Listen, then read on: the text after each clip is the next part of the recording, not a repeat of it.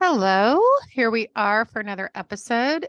Today we've got another guest who found us by listening. She is the author of a novel called Jules May, and she is coming to us from Portland, Oregon, early there today for It both of is. you. It's early, Yeah. but it's beautiful. It's beautiful in the morning. Welcome, Welcome. Terrie Novak. Thank you for coming and waiting and being patient. Thank Oh, you. I'm thrilled to be here on your show, and I've really enjoyed listening to it. So, um, thank you for making that available to adoptees who clearly need to raise their voice. So, Yes, I there's appreciate a you. lot. There's a lot out there who really need to talk. Well, Well, we've yeah, been stifled for so long. Our voices yeah, have been, and there have been no outlets for our voices until recently. So it is really a fortunate thing all around. it is. Well, we're going to dig in. So tell us from the origin how you want to tell your story. And we were talking a little bit about your novel as well, and you can talk about that. And we'll put the link in the show notes. Oh, thank you. Yeah, sure. I was adopted at 6 weeks old, and this was in the 1960s. So I was one of those, baby scoop era kids. One of us. There's a lot of us out there. I, I don't know the numbers, but A lot. thousands and thousands and thousands of babies adopted post World War II up until 1973, I think it was. Yeah, Anyway, yes. yeah. It's interesting. I didn't even know about, that going on in America until I started researching for my book. And so that was a really big, I think you had mentioned, people don't kind of come into, I guess, a certain kind of curiosity or perspective until like their 40s or 50s or 60s. And that was definitely my case. And I learned so much just like taking an additional interest as an older adult. But when I was a kid, I just always knew I was adopted. I was one of those where it was completely normal to be adopted. I had an adopted brother, older brother, so I was the second adopted kid, and always felt loved, always was accepted, and felt wanted. And I always joke, I thought all kids were adopted. It was so normal in my family that when I finally got to the age, I don't know, I was like 7 or 8, and my aunt was pregnant, I was just dumbfounded. I'm like, people get pregnant? Like they don't go to the adoption agency to get their kids? That's Yeah. interesting. You had that was normalized in your house. Yep. Yep. We talked about it regularly. It was just normal conversation. Yeah. And where did you grow up? I grew Where up in was Fort this? Collins, Colorado. Oh, Fort Collins, shout out. My, Yeah. my husband's family's there. We're from Colorado. Oh, yeah. I love that place. I love Mm-hmm. the air there. Mm-hmm. But I had a great normal childhood, a wonderful bonding relationship with my adopted brother. I didn't know very many other adopted kids, and so I looked a lot like my family. So, there wasn't a lot of um, issues with like not fitting in with my cousins and that kind of thing. I did know I had two adopted cousins who were from Indian background, Native American Indian. And so that was always kind of the family conversation. Like I should go play with my cousins who are also adopted. Like that was something we had in common. And I always kind of found that interesting. I'm like, what makes us especially interested in playing with each other? I mean, they're nice and everything, and I love my cousins, but Yeah, that was kind of like a little additional, is there something different there? That came up in my mind. and how did your parents come into adopting you? Fertility issues or other reasons? It was fertility issues. Yep. And they're married for 10 years. They tried to have kids for 10 years. They went through the whole, you know, specialist, trying to get advice from different professionals. There wasn't a lot of advice then. Mm-hmm. Mm-hmm. They Yeah, that's definitely the case. they moved to LA to go to bigger city specialists. They were in Nebraska. And so they're like, let's go to LA, see what life is like there, and check out, you know, what big city doctors do. That, of course, their advice was go home and adopt. So they did.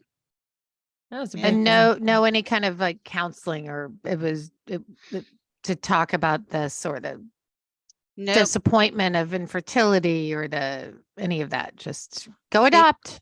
They toughed through everything.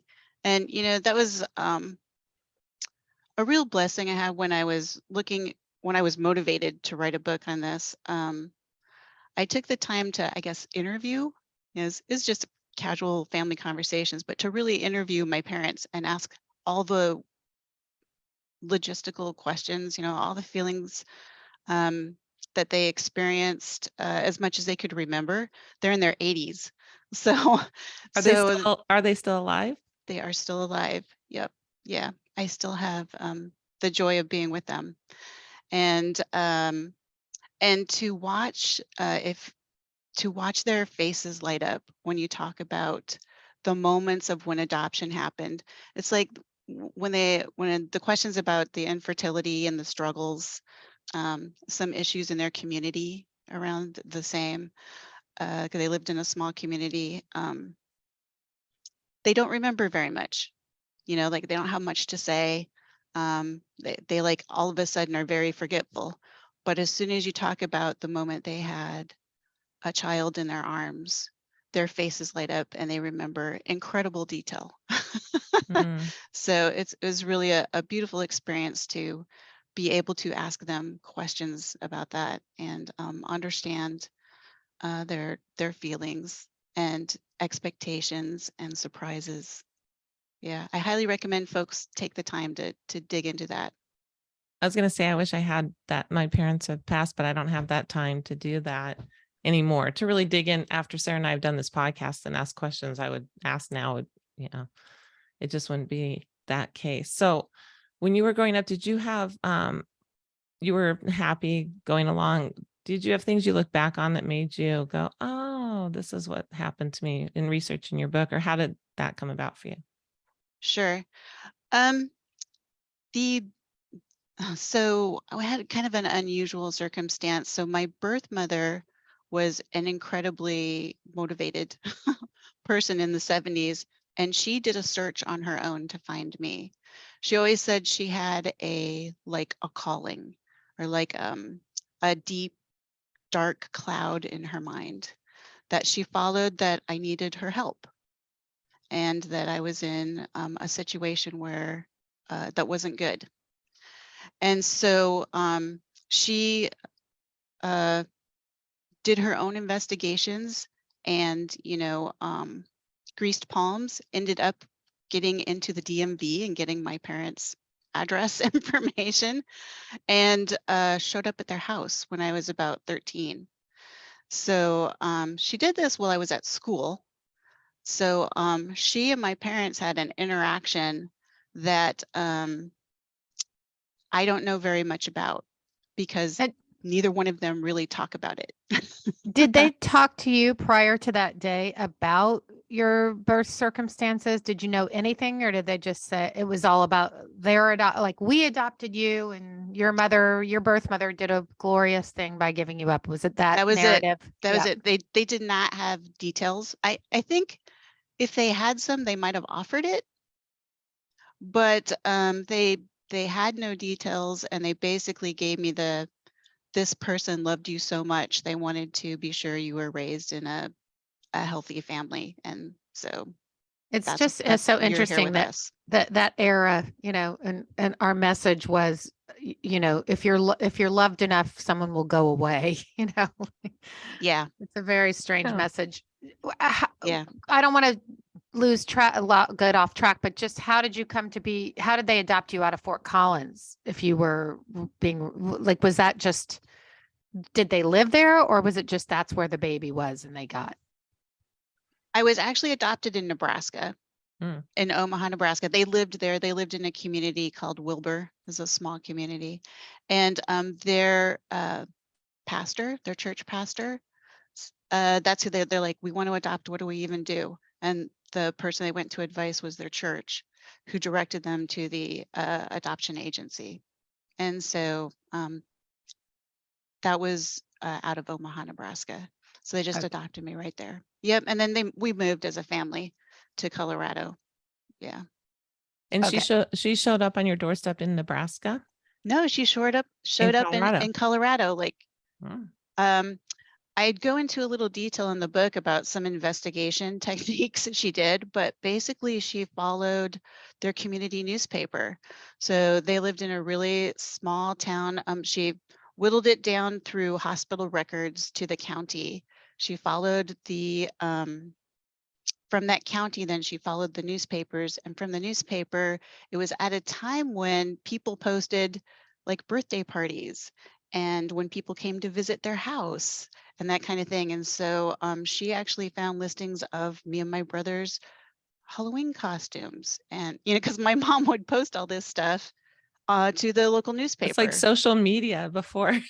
Yep. Crazy. I didn't know that. Yeah. Yeah. So she followed the newspaper. And then when we were in Colorado, she followed like real estate agents and called the schools for their yearbooks. And yeah, She and was then motivated. she was But- really But motivated. that's loss, right? Yep.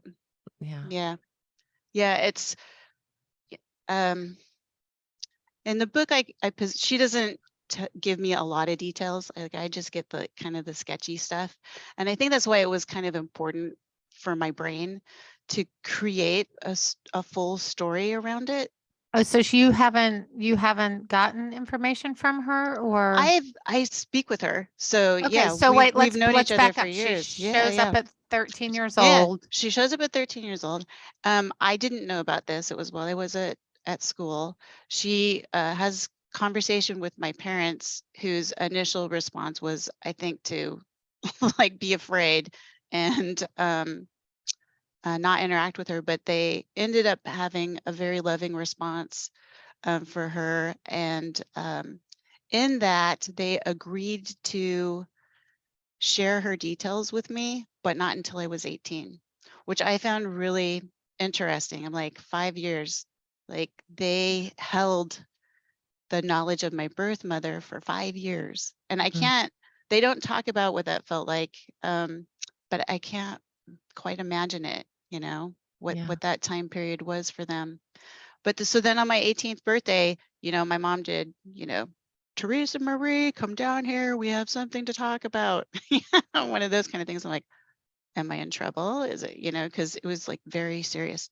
Like, did someone die? You know, like it's my birthday. They're like, here's your birthday card. And I'm like, are we all really, really nervous about this birthday card? You know, and it was information about my birth mother. So that's how I knew. So they And did, true to form, they gave it to you. What Yep. happened to her in those 5 years? did I they don't know. did they She doesn't tell talk about you it. that they had met her at 13? They did. I'm kind of like, how did you get this, and why are you holding on to it, and how did I, you know, just the basic, you know, questions when you get a thing. Did you And feel any like, why did you wait so long? Or I mean, did it bother you? so here's the catch to that. When I was 13, at that time when she showed up at our house, we did have a family tragedy. My brother was in a motorcycle accident and was in a coma. And then my grandfather died. And so my birth mother and I were always like, she knew, like somehow she knew there was this family tragedy at my house, and she showed up right in the middle of it. And so my parents were like, this is a hard time for us and a hard time, you know, for Terrie. We don't think she can really take one more thing right now. Let's wait till she's 18. So that was always their explanation. And it seemed reasonable to me then, and it still seems reasonable to me now to some degree, even though it's 5 years seems like a long time. But yeah. It's the balancing of it. It's like, okay, Yeah. it would be a big thing at 13 to have that happen. Yeah. But at the same time, it's your information. So it's that weird. And then we make it apologies for people that we love. And we all do that. Yeah. Well, and I don't know, this parenting's hard. What was your brother okay?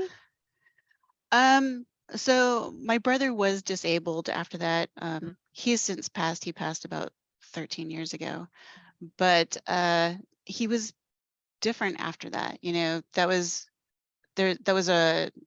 another issue from adoption, but just recovering as a family to having, such a dramatic change, in your family member and my brother. It was a loss. Yeah. Yeah. Sorry that you lost him. Yeah. But so then when I was 18, I started like being pen pals with her. And you where had- was she? Was yeah. she nearby and were you're still in Fort Collins at this point? I was still in Fort Collins. She lived in Idaho. So it wasn't close enough where I felt like I could just pick up and go there. And in retrospect, I mean, I was a selfish teenager. I mean, I was going to college. Who wasn't? I wasn't Goes with that the job of in, being a teenager. yeah, at the time that wasn't a priority for me to go figure out and do. I was figuring out my own life and going to college and all that kind of thing. So we were pen pals until I had my first child when I was 24. And so my husband went off to the Gulf War, and I had like this, I want to say, free time, free family time. Mhm. And so I'm like, I'm gonna go there. Let's meet. So we had reunion.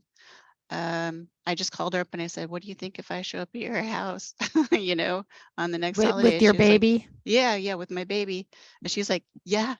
She's like, can I send an outfit for the baby? And I'm Aw. like, yes. So I put the outfit that she picked out, my daughter, and we went and met at the airport. Yeah, that was the I'm first sort of moment. thinking like she's very patient. Even though she searched for you, like she really had this thing. Are you okay? Are you okay? I mean, that's in that era, that's a lot of work Yeah. and expense and time, right? Yes. And then waiting for your parents, what they asked for until you were 18 and knowing you were okay, but then waiting, that's got to be excruciating. And then also waiting 6 more years. I mean, that's It was a patience. lot. Yeah. Now, had she to this point told you the circumstances of your adoption and the birth and She how old hadn't. she was? Did she tell you how old she'd been when she had you? She hadn't really told me. She did tell me how old she was, and it was because she was young. She was like her first year in college, and the father was still in high school. And so she is like, yeah, that just wasn't, going on. But she didn't give me very many details, like as a pen pal. Like she didn't try to explain herself in writing. It was mostly time to share about each other's lives. Like she was very interested in being friends and not trying to overload me with information I didn't ask for. I think in a very loving way, she was disciplined about it being consensual and on my terms. And had you not had curiosity, like, like you had such a wonderful childhood, so you just didn't allow yourself the curiosity, or? I often wonder about that. I did not have a compelling curiosity. I'm like a curious person. Like I often would describe myself as high on the curiosity scale. This particular element, not so much. And I didn't think about that much at the time. It's just, I was doing my thing. But as I was researching my book, I'm like, what was up with me? Why why wasn't I, diving into that deeper? And I think that's part of the healing process, looking into it. I'm like, what was the avoidance and the resistance that was pretty subconscious, right? That I Mhm. couldn't figure out. And working through it, I'm like, there's some answers I still don't have about myself, but I do know a lot of it was protecting my parents. I do remember, when I received that birthday card, I didn't like rip it open and, run around with excitement or anything. I was like, I didn't want my parents to feel there was something missing in my life that this was going to fulfill that they couldn't, and I remember thinking about that. Should I look too excited? Should I look, I wasn't really sure what kind of response to display to my parents. And so It's a lot of responsibility to Yes. have to be I think- caring for other people's feelings at that Yeah. age. yeah, I can admit I would have been exactly like you. I would have held that as their protection. I squashed down Yeah. a lot of curiosity for that reason. yeah. And I'm still analyzing it. Like, how did I go through floating along? Like, I really, when you're speaking, you're good at, describing it. Yeah. There's another like kind of interesting piece was while before I knew about her, she was consistently writing letters to my adoption file. So Oh, every to update, and yep, that's she generous. was given the advice to help with her grief that she could write letters to my file even though I may never see them. Well, she was seeing somebody that was helping her. I mean, Um, I think she had a nurse that was helping her that she became good friends with. She didn't stay at like a maternity home per se, but she was on like a work program where she was working in this nurse's household, watching her children while she was pregnant. And then when she gave birth, then the adoption agency stuff happened, and then she went on with her life. Where were So her parents for all yeah, of this? yeah. yeah, I never hear very much about that. I think they just stepped back. I think they were, and again, I kind of create my own narrative in the gaps of what isn't spoken. But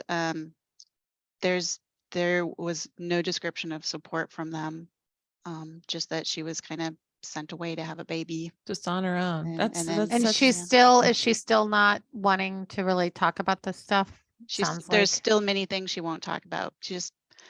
And she'll openly say how difficult it is for her to think about that, and she'd rather not talk about it. And so I don't press. There was the adoption agency when I was starting to research the book and I was going through paperwork. My birth mother was kind enough to give me, she just unloaded all the paperwork that she had saved over the years. And there was a note in there that said she went in and was taped. So I called the adoption agency and I said, look, here's I'm me for sure. She's my mom for sure. Can I have that tape? And shockingly, after having a tape in a file for 30 years, there was still a cassette tape there. And so they found it, and it took a year to go through whatever their internal process was. They were going to send me a transcript because there was Of some course. legal reason why they couldn't send me the actual tape. But then they decided not to go through the transcript process. I'm like, look, I'll pay for it, whatever it is you need to do. So then they were going to release the tape, but they couldn't release it until she verified it was her voice and that she agreed that I could have it. And so when I asked my birth mother about that, she's like, you can have whatever you want, but I'd rather not listen. I don't want it. She said, I don't want to listen to it. I don't want to have it. And did you get it? Did you actually? no, the No, because the agency, voice wasn't verified. she couldn't verify Oh, it. she wouldn't verify. Yep. So when I called him back, the person who was working with me was great. The caseworker was incredibly compassionate and fantastic. And she's like, I'm sorry, we went through all this for a year and we can't send it to you, kind of thing. She goes, but I am going to leave a note in the file. If in the case when she dies, you can have it. These laws need to change. It's just archaic. Yeah. Yeah. So we'll go back to when you met her at 24, but I'm conscious of the fact that all these years go by and you really don't have many answers until you start or digging in until you start researching this book. So you really went all these years in sort of in reunion with her, but not really digging into your life, your father, anything. You just kind of like It Little- worked out Still pretty. didn't have that curiosity? It did, you Yeah, still didn't generate any curiosity? yeah. So when I went to go see her that very first visit, what I had was a handful of letters that she had sent to my file. And when she wrote those letters, she wrote them to who she thought I was. So she created a name for me. You know, I was Julie, and she would tell about her feelings and her experiences that she was having. And when I read them as an adult, I'm like, I don't think these letters are for me as me, Terrie. I think they're for her, like she was working through her stuff. And so I took the letters and I, on our first like real private conversation together, once we got through the airport and all that, and we were at her house, we kind of sat down and I said, look, I wanted you to have these letters. I know it's been a long time since you've written them, but it's kind of a nice journal. I think they're for you. And so she took the letters back. We don't know where they are anymore. Neither one of us can find them. Oh, do which you was regret which was giving them fast. away? Yeah. Yeah, Yeah. which was fascinating. And then plus I just, she never really described how she felt that I wanted to give them back to her. Like, so there was never like a full conversation around if that was a good move emotionally or for our relationship or not. But from that moment, she said that it was coerced, that it was a coerced adoption. And it was an interesting response for me because I want to say I didn't believe her. I don't know if it was my youth and my ignorance, or there was some underlying thing, but I couldn't imagine, you know, how that could be possible. I couldn't imagine something like that, I guess, terrible, that you could be coerced into giving away your own baby. Yeah, I guess, there weren't a ton of books out yet Yeah. about That's all the true. coercion in the baby scoop era. Yeah, and I of kind of assumed, unforced, forced yeah, relinquishment. I kind of felt like she felt obligated to say that, so I felt like I was wanted, like she was trying to comfort me with that information. And so I had a feeling at that time she wanted to speak to that, but since I wasn't absorbing it, that conversation just kind of didn't happen. And then she also mentioned that my father didn't want to be involved. He explicitly said, I don't need her to know me. I don't want to be involved with her. And so I was just like, why would I pursue someone who actively already has said they're not interested in a relationship? Mm-hmm. So that was kind of straightforward for me at that time. So I'm wondering if you found out differently from that. You'll update us, I'm guessing. yeah, I have like his name and some information. I'm sure I could find him if but again, it's like if someone actively says they're not interested in a relationship with you, like I'm Okay, but gonna that was like dredge a that up. young guy, but maybe things have changed and It- you never know. I mean, Yeah, Mhm. it's possible. Yeah. He may did have his sh- own children now and be you interested. might have siblings. yeah. Yeah. Oh, I'm positive I do. So it is interesting. My birth mother retains a relationship with him. Oh, she does. Yep. Because they grew up together. I Or- don't know the details around it. It's kind of secret. I've asked, I've poked a little, she like kind of alludes to the fact that every now and then she sees him. So Has she talked about you to him in all this time? I gotta imagine they do. Oh, you Yeah. have to go down this road. Terrie, You you think need to so? get some more curiosity going. Terrie, we're coming over. Yes, Terrie. Make room for us next week. Sarah and I are coming in to help you do some digging. What did your mother ever go on to have any other children? Yeah. She has 3 kids. We all get along great. I go on spa vacation with my half sister every Good. couple years or so. When I go visit there, I go visit the family. We do family Zoom meetings. I mean, so we have a loving friendship and family relationship. I'm going to go visit there next month. And What about your it's parents good. that are still alive with your birth mother? Yeah, they support it. I mean, Okay. I did have, when my daughter got married, I invited, of course, my adoptive parents were there, and then I invited my birth family, and everybody showed up together, and I was thrilled. I was just like so excited to have everybody together. They were medium excited. Like I was kind of, Yeah. their dynamic was interesting. They were like kind and cordial to each other, but they really weren't like interested in hanging out and becoming drinking buddies or anything. So Aloof, I would think. yeah, yeah. Mhm. Mm-hmm. So yeah, So it's from nice that having this first huge. time you Mhm. went with your first baby, your daughter, you just maintained this relationship. And then what happened in, you said we all come to this in our later years, like, Why did bulb I do moment that? or whatever you want to call it Yeah, that happens to yep. us. I often think about that. I'm like, so I was exploring writing.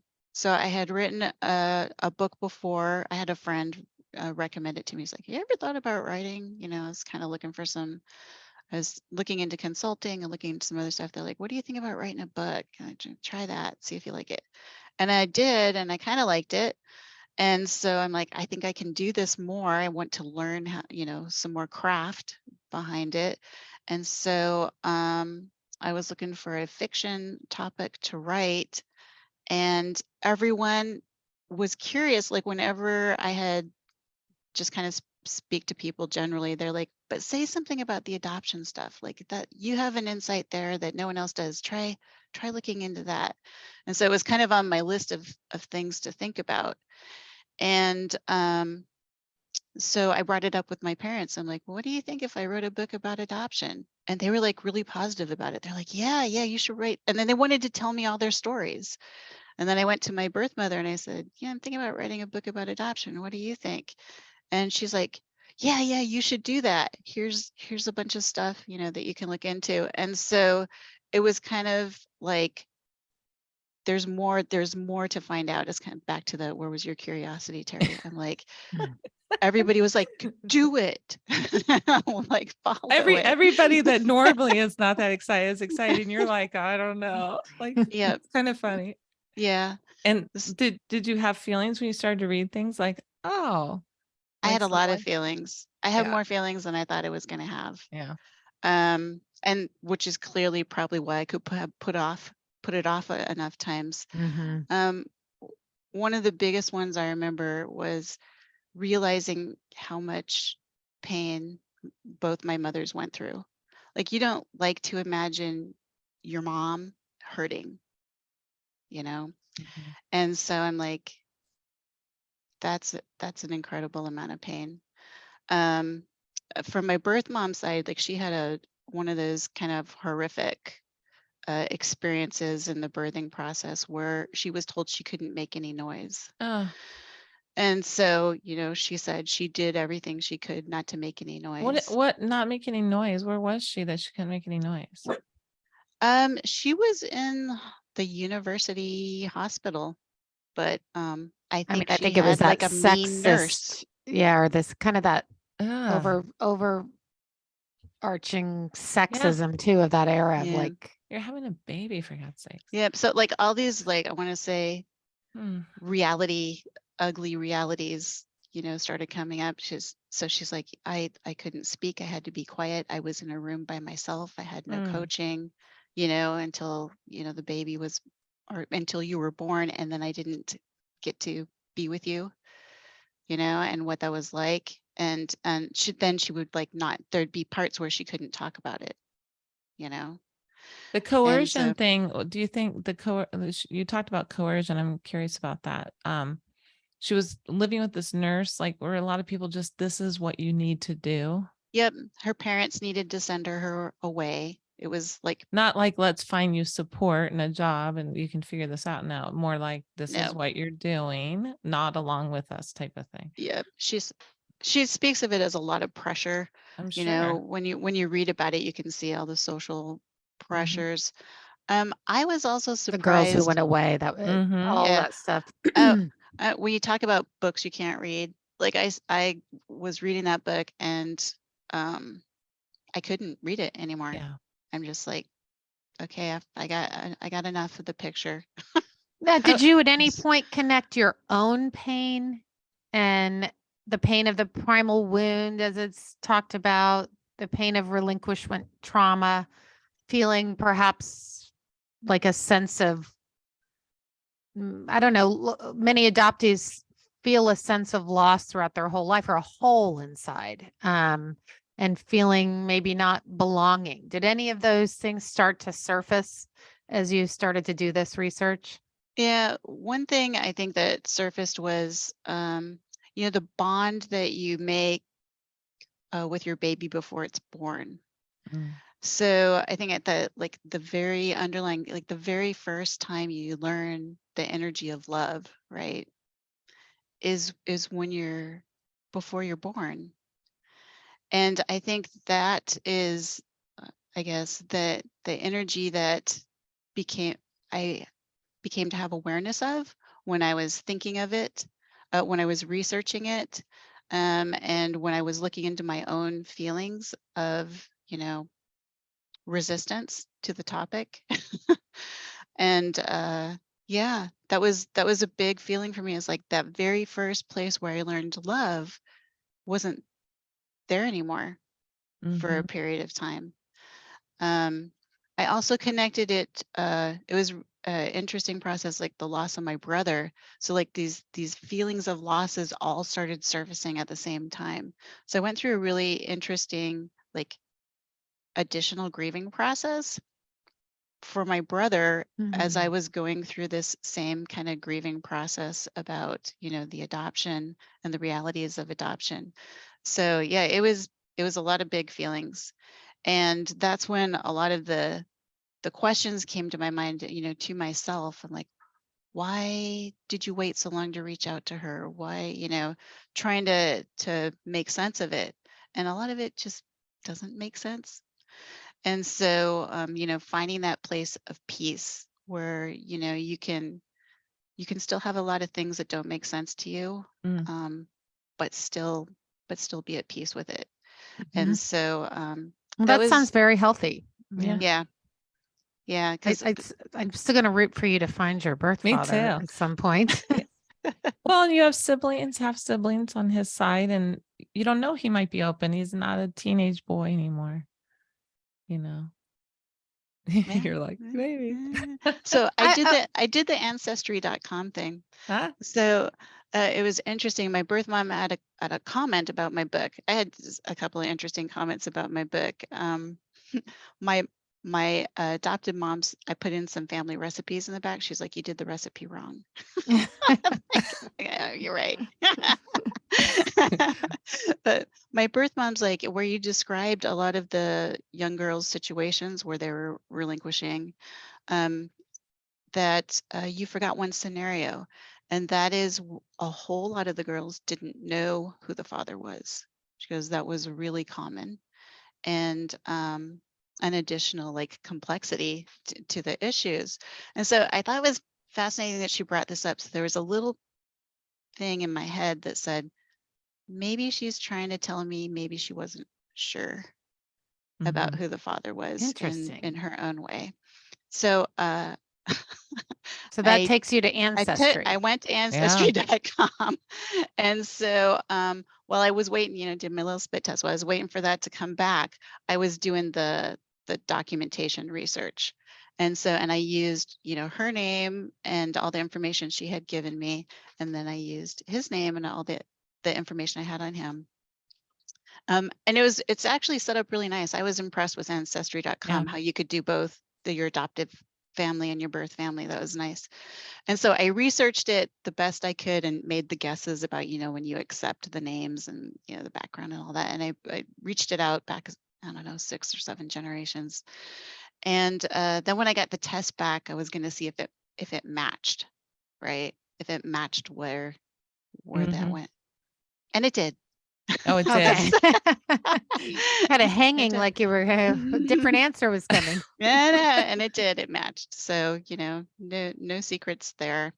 And So the he's not. ball is now in your court, Yeah, It you know is. who he is. basically. It Yeah. is. Yeah. Um, not to deflect from your story, I'm curious, jumping way back to when you were a little girl and then you were sent, go play with your adopted cousins, your native That was cousins, which interesting. is, there's a case at the Supreme Court now about native children and how did they fare? Did you have a relationship with them?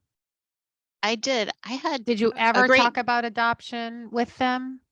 I never talked about adoption with them. We just had the, summer fun cousin relationship. We got into trouble together, chasing horses and jumping into ponds and pulling leeches off each other and just the normal kid stuff that you do. Mm-hmm. But and I never thought much of it. We played dress up together. I have pictures of us playing dress up. It wasn't until I was researching for this book and doing these conversations with my parents that my mom does, and I was just horrified. My mom goes, yeah, when Aunt Elsie went to the reservation and picked up those kids, it was a big conversation. Mm. That's it. Do you Oof. keep up with them now as adults? No, I haven't talked to them in decades. Yeah, Oh, so she went to the reservation. Yeah. Oh, gosh, that I just know. And I was like, Aunt Elsie went to the reservation and picked them up, and she's like, yeah, Yeah. yep. There's a documentary out of Canada about that I would like to watch from a 60 Minutes article I saw, but it's almost so painful. I keep wanting to watch it and I'm like, I feel like you should, contact them, maybe tell them about the research you're doing. I bet they'd have a lot to talk to you about. Their experiences in the family, even that you have your experience. I'm sure they have their experience, right? Yeah, In their community where they were. yeah, Oh my goodness. yep. Well, Well, it sounds like you are in such a great place now. And how many kids do you have? I have 2 kids. 2 kids? Yep, they're in their 30s. They're awesome. And they know both. Grandchildren? Yeah. No, they don't have children of their own. So yeah, I'm not a grandma And yet. both sides. They know both sides of your mom's your mom's side. So they know your adopted parents and they know your bio mom's side. But do they ever ask you like, "Oh, mom, there's more," or no? I mean, Um, they're young, but I'm just curious about that. yeah, they don't, like I put together the book that they can read. And they haven't really probed into many questions. Like they've gone with me on, to go as like older kids to go see my birth mom. So, and they, like my adoptive parents, were kind of very close in their relationship with my kids because they watched them after school and stuff like that. We live nearby. So they never had any deeper questions about it, other than kind of at a very high level, do I think adoption is good or bad? Kind of like, so what's the jury on adoption, mom? Mm. Because you see stuff in social media now and, different, I want to say, factions of adoption groups. And I'm like, boy, I wish that was a straightforward question. Or a straightforward answer? Yeah, yeah, Anyway, it's a yeah. straightforward question. Just maybe the answer isn't. Someone Yeah. asked me the other day, would you adopt? My immediate response was, I mean, no, but like, would there be any circumstances in which I might? That's a different, like, would it be a family member who, Mhm. that kind of thing. But Well, I mean, plenary clearly, adoption, no, I would not. yeah, I mean, clearly there's situations, it's always going to come from tragedy, always. I mean, if everything was going great, the adoption wouldn't be a topic. But life is what it is, and things aren't always going to go great. And, tragedies are going to happen. So I think adoption will always be around in For one form sure, or just another. needs Mhm. to have some some changes. compassion around it. Uh, that was also part of my motivation why I wanted to, ring the voices of the birth mother and the adopted mother in my writing. Was I'm like, even if it's the small little glimpse that I might be able to have and I might be able to offer to others, to see that experience, like, we need to take care of those people and Yeah. not put them in a worse position when they're already facing so many challenges. I agree with that. The reason I was asking you about your birth mother is my birth mother chose to give me up for adoption, but I always wonder what the choice really was, like what the pressure. She was living alone in a big, in a big city and working and had to leave school. So, what was the choice? I mean, I know she had her sister's support, but they were young too. So was there really a choice? She's passed, so I don't have those conversations, and I'm not sure anybody had them with her. So I was curious about, I feel like there's a lot of pressure, Yeah. just a lot of, which it doesn't make it a real choice, right? When you're kind That's of right. told you don't Es- have one, it's Especially when Mhm. you're just a Well, and brand societal new Yeah. person and times you're and a teenager in the world. that's right. You don't, 19 your and choices younger. aren't your own choices then necessarily.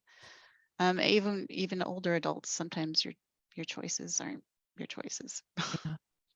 Yeah. well, this is really, thank you so much for sharing Mm-hmm. and keep us posted if you decide to take another journey. Yeah. Yep. You're so funny. I mean, you're just cute with the curiosity thing. Sarah and I are like, well, what about this? You're a good sport. Yeah, good sport. Thank you so much, Terrie, for coming on and for Oh, being thank patient you. and waiting and just so graciously telling us your story. We appreciate it. I really enjoyed our time together today. We did Thanks. too. I'm excited to hear about your book and how it does and look at it. We have a collection now. So That's yeah. awesome. Mhm. Yes. Thank you. Thanks, Terrie. All right. Thanks. Have a Bye-bye. great day. Bye-bye. Bye. You too. Bye.